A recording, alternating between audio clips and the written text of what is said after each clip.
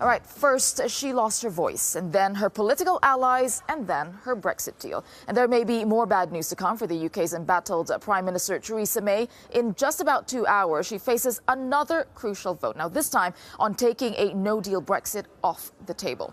The UK and the rest of the EU were left to reflect on after another humiliating defeat for Theresa May, after her Brexit deal was crushed by an overwhelming majority in the House of Commons last night. And in case you needed a reminder, there are just 16 days to go before Britain leaves the EU. And there's still barely any sign of compromise on anything on either side of the channel. Right here in Strasbourg, anticipation of tonight's vote, reaction to last night's defeat, and the prospect of a Brexit extension dominated the day. Let's take a look. I don't see any better solution than the withdrawal agreement with all the clarifications given.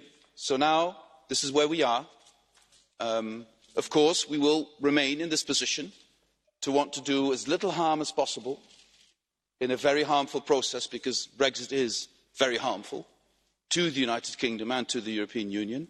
Again and again and again, we are discussing in the European Council mainly about Brexit and not about China, not about the trade to Trump, not about the real issues which are important for the citizens of this European Union. That's why we cannot continue like this.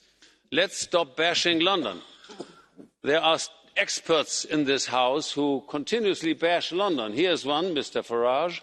There's one, Mr. Verhofstadt. There's no difference in their approach, in their criticism to London. Secondly, I think it is time that the Commission finally admits that they have some responsibility for Brexit. It seems to me that Britain seems to be spinning out of control instead of being back in control.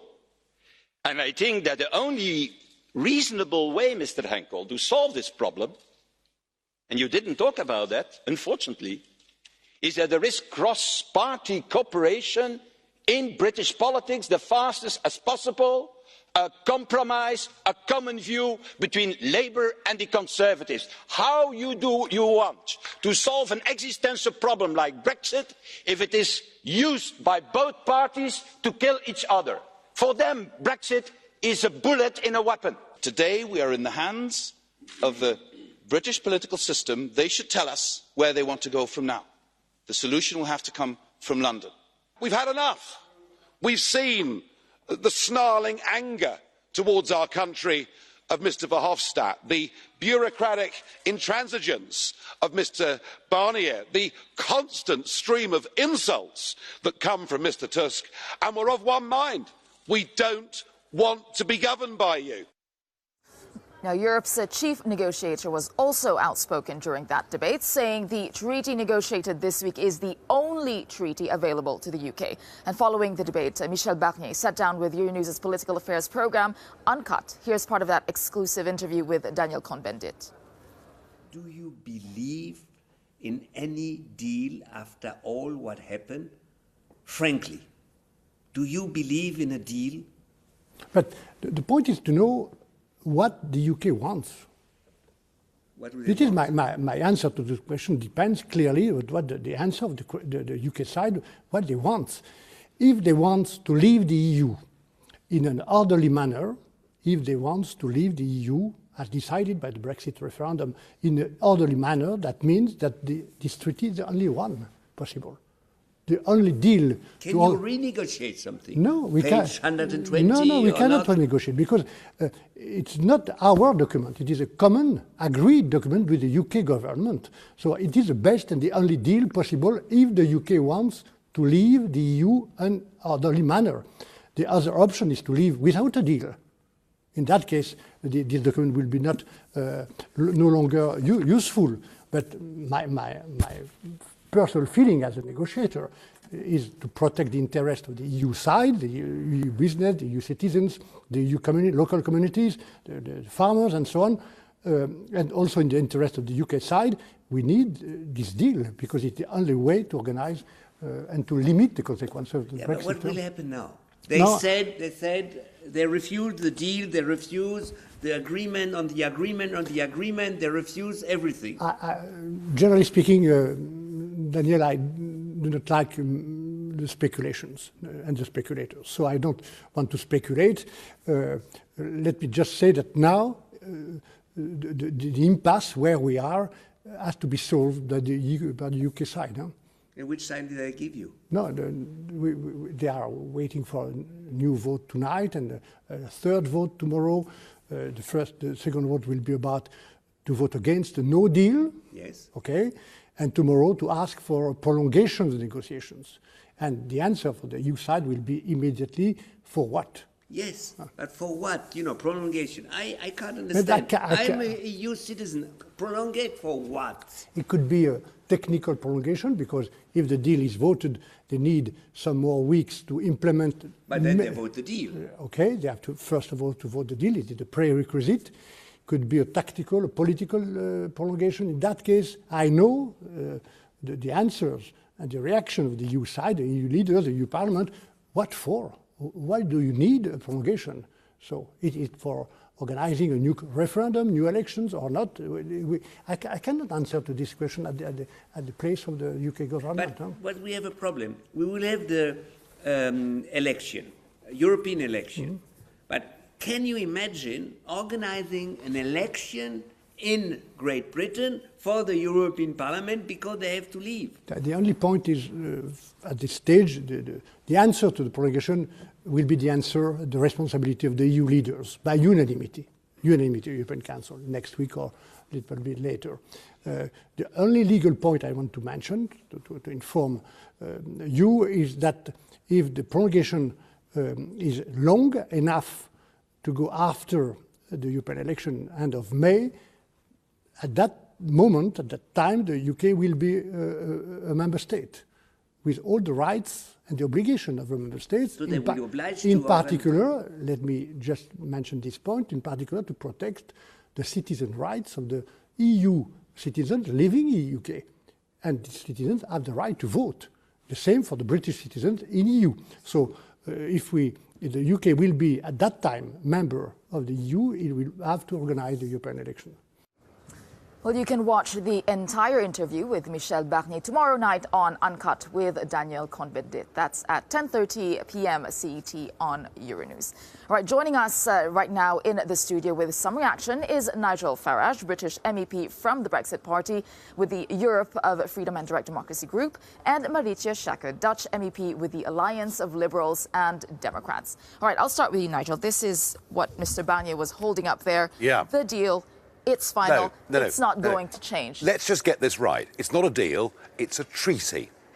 And this is something that's been underestimated. So what the House of Commons was asked to do last night was to vote to leave one treaty to sign up to a new treaty. And this treaty, in many ways, would have bound the UK in. It would have meant taxation without representation. Even the Lisbon Treaty had Article 50 within it, by which we could leave. With this, there was actually no way out. So the House of Commons was quite right to reject it. And that's the best that the UK is going to get from the EU. Do you believe that? Monsieur Barnier's intention from day one was to keep the United Kingdom as closely tied to the EU single market and customs union as he possibly could. He's led the Prime Minister, cleverly, down the garden path, and we have said no to it. Now, I think logically, in the short term, the only way Brexit gets delivered is we leave on WTO terms. In the longer term, I think what we all want, really, is a genuine free trade agreement, but not membership of a political club, and that's what that document did. Marietje, this is the best deal that is going to come out of the EU. We saw a last-minute, last-ditch effort from Theresa May. None of that is going to happen. I think Michel Barnier has made that clear. And you think that, indeed, this is it. This is the last night. If the UK doesn't accept this, they're not going to get anything more. This is the best deal that's on the table. It's been negotiated by Mr. Barnier, but on behalf of 27 sovereign states versus one state that is in complete disarray. And I think it is true that this is what's available. The clarifications have been given. The addendum has been given. More is not possible. So let's see what comes out of London tonight. And then what the consequences will be. Because if people don't want a no-deal Brexit, they don't want this withdrawal agreement, then maybe they don't want Brexit. Well, the interesting thing is this. There's a very big difference between what the people want and what Parliament wants. It's perfectly clear. You don't think Parliament represents the people? No, not at all. And Oh. that's the fascination of where we are now. 77% of MPs voted Remain, and nearly all of them still maintain that position. So there's a really big disconnect opening up here. What is obvious tonight is that the UK Parliament will vote to take no deal off the table, although, and this is crucial, it doesn't change the legislation that is still in effect, so we still could leave on those terms. But why not do a second referendum then if you don't think what the is it- Parliament what- represents the people? Well, it doesn't at all, no. And that's why we had a referendum in the first place. And the frustration, the annoyance, is they are willfully not carrying out the will of the people. But what's happening in the country is really interesting. And that is that now, no deal is by far the most popular option. You know, the last opinion polls, about 45% want to leave with no deal. And I can't see, unless there is going to be a complete betrayal of the Brexit vote by the UK government and Parliament, that we can do anything else So, but simply Nigel, leave in 16 days' time. You would rather a crash out? No, I'd rather leave. Yeah, but that would mean a no deal, which would mean I'm a sorry, crash out. you are using words like crash out. I'm using words like clean break, independence. So you can view this how you want to. Actually, and here's the truth of it, I mean, we today were voting on a lot of legislation, getting ready for a no-deal Brexit, in terms of banking, flows, aeroplanes.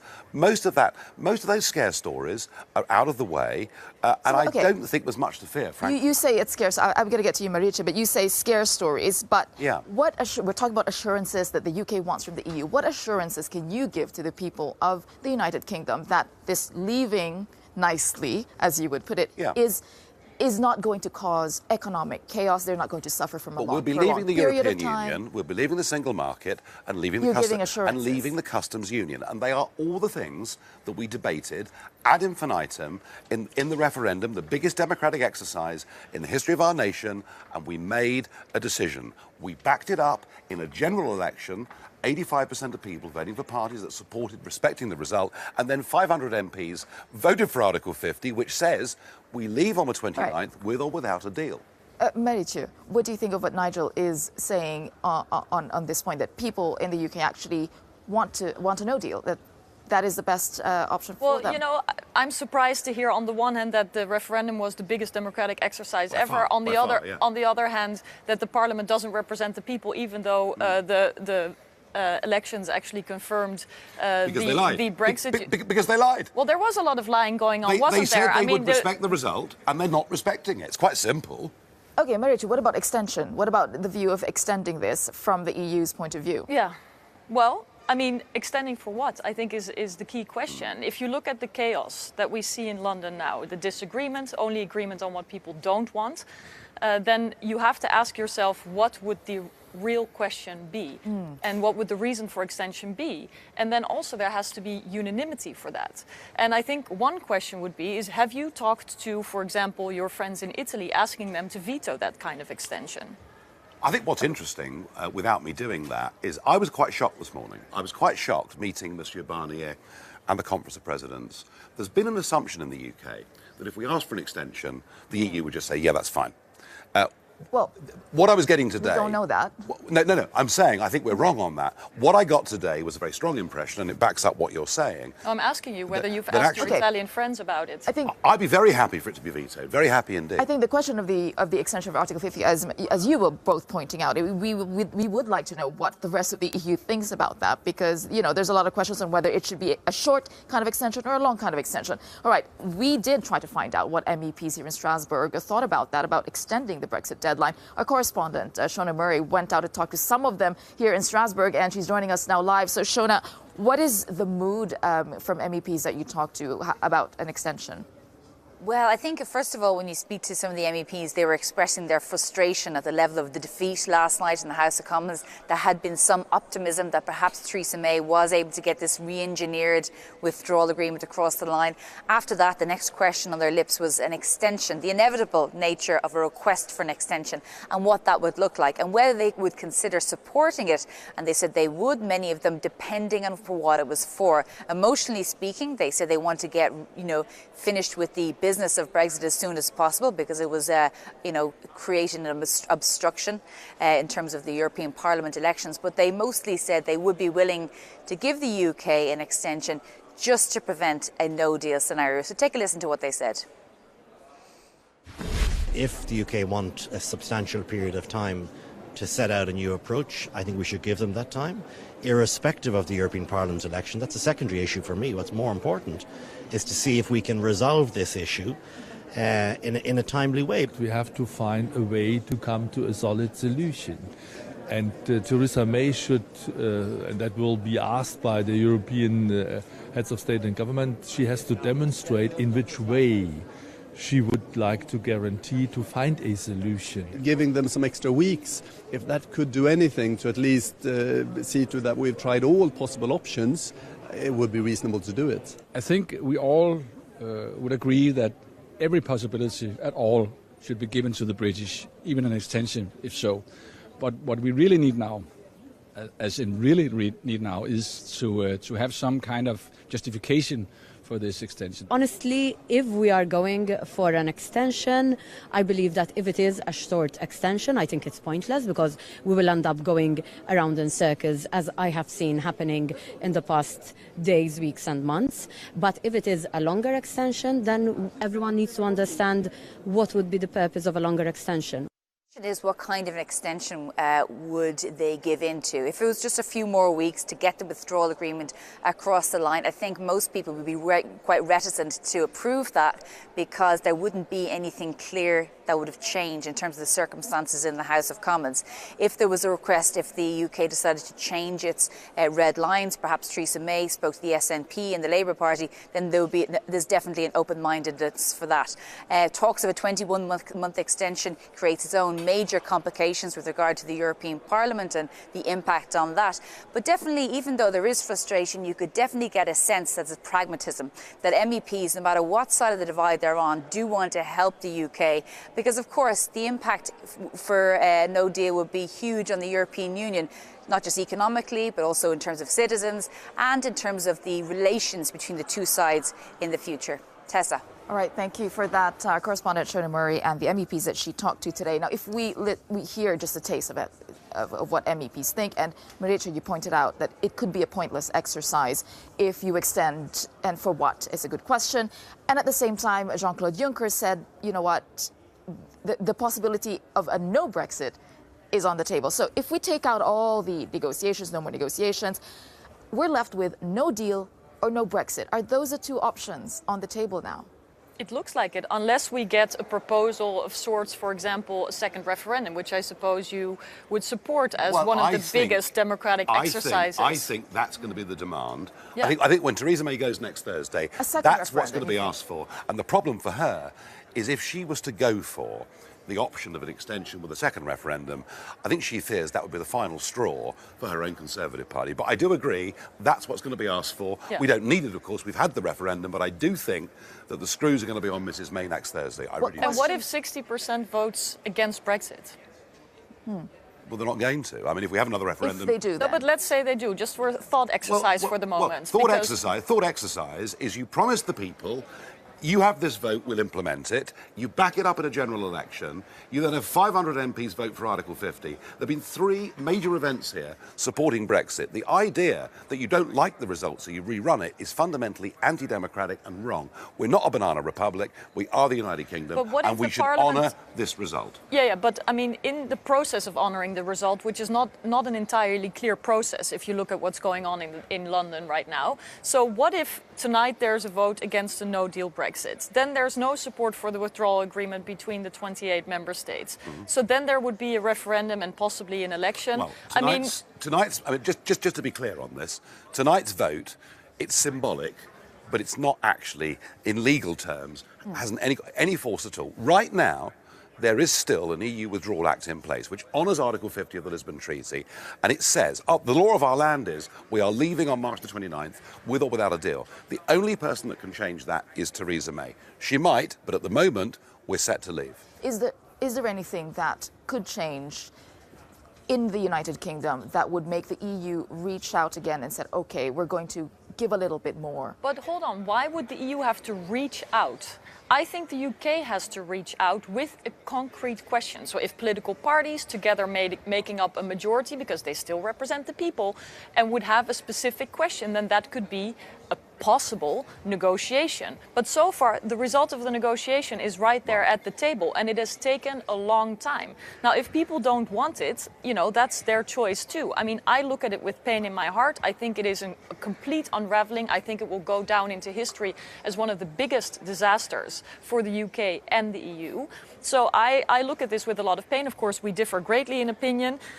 You also think that Donald Trump deserves a Nobel Prize, so it shouldn't be a surprise that we more than disagree. Obama ever did, certainly, yes. We disagree on many things. I tell you what we're going to agree. Oh, well. And that is that next Thursday night is a major moment because actually, if Mrs May comes and meekly asks for an extension without a plan and isn't able to offer a second referendum because of the implications for her own party, you may find, with or without my help, that there is a veto there, and then we will be leaving. With or without your help, but let's talk about it. We will be leaving with no deal. Let's talk about that. I think it's so interesting because you asked for it so clearly today, and there's a speculation that you have reached out or through your teammates. That you will run for that. There's so much speculation about what I say and don't do. Why don't you clarify in person right now? I haven't spoken to anybody yet, but I'm thinking about it very carefully. And you've encouraged me. Thank you. Would you answer this directly then, Nigel? If you extend beyond the European Parliamentary elections that the UK has to run, will you run again? Oh, yes. You will? Oh, yes, absolutely. Of course. No question. I mean, I'd rather not. All right. I'd rather not. I'd rather we got Brexit and I left the world of politics. But all right. if we're betrayed, I'm back.